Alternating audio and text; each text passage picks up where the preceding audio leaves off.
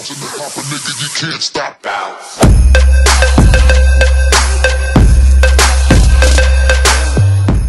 достар, менің есімім Елдос, менің каналыма қош келдіңіздер. Бүгінгі видеода мен сіздермен жалпы LF8 және Axeler 8 өнімі бойынша жиі қойылатын сұрақтарға жауап беретін боламын. Олай болса, достар, мен өзіме түртіп жазып алдым, қандай сұрақтар жиі қойылады. Бүгін осы сұрақтарға жауап беретін боламын. Көбінесе сұрайды, LF8 өнімін спортсмендерге қолдануға бола ма? Бұны ішкеннен кейін тәуелді болып қалмай ма, немесе допинг тесттен өтеле ма дейді. Достар, біріншіден бұл табиғи өнім болғаннан кейін бұны спортсмендерге қолдануға болады. LF8 өнімін құрамын тексереді, яғни әртүрлі тесттерін өткізеді. Сол тесттің барлығынан LF8 өнімі барлық тесттен өтті. Спортсмендерге бұл өнімді іше беруге болады. Бұл өнім ішіп допинг тестқа тексерсеңіздер, ештеңе көрсетпейді, яғни барлығы ойдағыдай болады. Келесі сұрақ енді балаларға ішуге бола ма және неше жастан қандай дозада деген сұрақ көбінесе қойылады.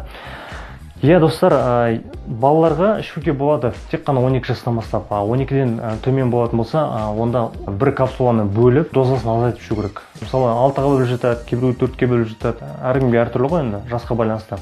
Балаларға беруге болады, егер сіздің балаңыздың иммунитеті төмен болып, жағдайы ауыр болып, немесе бір қатты аурумен болатын болса, қысқа уақытқа беруге болады. Біраз уақыт демалып ішу керек та, өйткені құрамында адаптогендер болғандықтан бала ерте есейіп кетпеуі, гормондары бұзылмас үшін демалып ішу керек.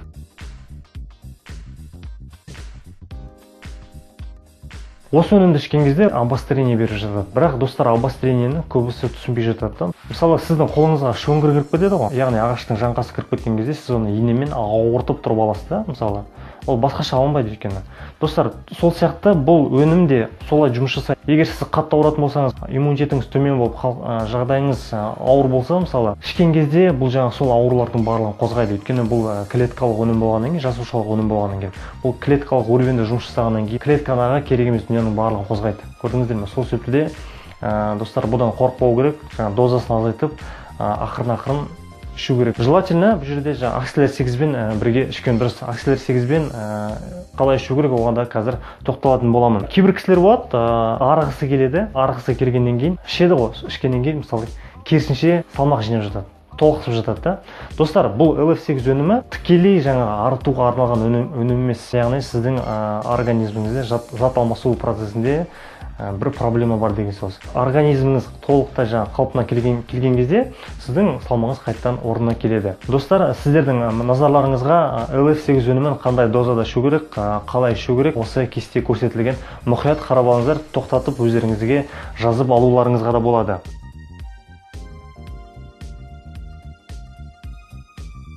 Енді қараңыздар, достар, LF8 бен Axeler 8 өнімінің айырмашылығы қандай? Осы екі өнімді қалай ішу керек? Axeler 8 өнімінің қажеті қандай деген сұрақ қойылып жатады. Яғни қараңыздар, LF8 құрамында адаптоген бар, Axeler 8-дің құрамында, яғни адаптогендер жоқ. Axeler 8 өнімі ол обострение бермейді, яғни LF8 өнімі обострение беріп жатса, керісінше Axeler 8 өнімі сол обострениені, достар, жұмсақ түрде өткізеді, яғни қатты ағзаға күш тигізбейді. Негізі LF8 бен Axeler 8 өнімін бірге қолданған дұрыс, достар. Өйткені Axeler 8 өнімі ол тазартуға арналады. LF8 өнімі сіздің иммунитетіңізді көтеруге жақсы жұмыс жасайды. Достар, егер сіз белгілі бір аурудан өзіңіздің дәрігер ұсынған дәрілеріңіз болса, сол дәрілерді ішуді тоқтатпаңыз. Өйткені кейбір кісілер болады, мысалы LF8 өнімін ішкеннен кейін жақсы нәтиже алып жатады, содан кейін өзінің ішіп жатқан өнімдерін тоқтатып тастайды. Достар, олай тоқтату керек емес. Яғни сізге дәрігер айтты ма, медициналық дәрілерді ішу керек. Сол дәрілерді сіздер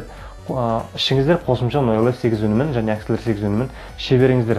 LF8 өнімі ол сіздің ішіп жатқан дәрілеріңізді алмастырмайды. Ол өзінің қызметін жеке жасайды. Достар, сол себепті де ішіп жатқан дәрілеріңізді тоқтатпаңыздар. Достар, сұраныстың көп болғандығы соншама компания қазіргі таңда барлығына бірдей уақытында жеткізе алмай жатыр. Кейбір кісілерге мысалы светло-зеленый түрде келсе капсула, кейбір кісілерге темно-зеленый түрде келіп жатады. Достар, бұл ешқандай да подделка емес, ол екеуі де оригинал. Сырты өзгергенмен ішкі составы өзгермейді, өйткені сырты басқа компанияларға тапсырыс беріп жасап жатыр. Темно-зеленый және светло-зеленый болуда осыдан мен сіздерге назарларыңызға картинка ұсынамын. Картинкадан көре аласыздар, яғни анық түрде көре аласыздар. Қорықпай, өнімді іштіңіз, ары қарай тоқтатпай іше беріңіз.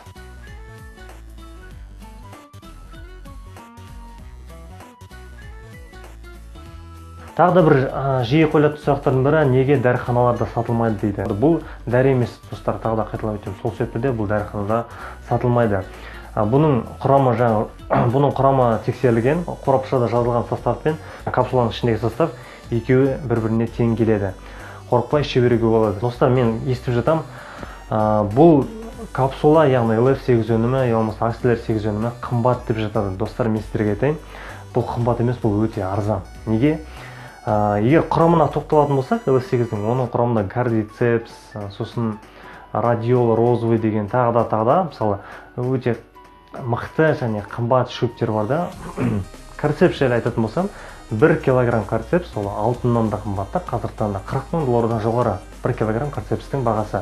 Достар, бұл өнім қымбат емес. Неге? Өйткені мен бұрын-соңды басқа проекттерде жұмыс жасаған кезде кардицепс жеке сатылады, радиола розовый жеке. Оның бағасы мысалы арзан емес. Мен сіздерге айтамын, екінің бірі ала бермейді ол өнімді. Бұрынғы проекттермен салыстыратын болсам, мысалы, әрқайсысын жеке-жеке алғанша, сіз лучше бір капсулада ішкен дұрыс та, өйткені құрамында кардицепс те бар, радиола да бар, басқа ағзаға керекті шөптер де бар да, мысалы.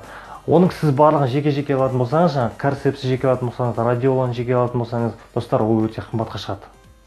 Көрдіңіздер ме? Сол себепті де LF8 өнімі сіздерге арзанға келеді. Достар, бүгінгі видеом осымен тәмам. Егер сіздердің сұрақтарыңыз болып жатса, маған жазыңыздар, болмаса менімен тікелей байланысқа шығыңыздар.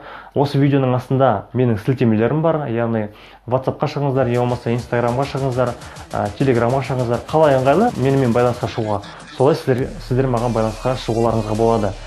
Достар, мен каналыма жазылыңыздар, лайкты басыңыздар, және де комментарий жазуды ұмытпаңыздар. Келесі видеода кездескенше.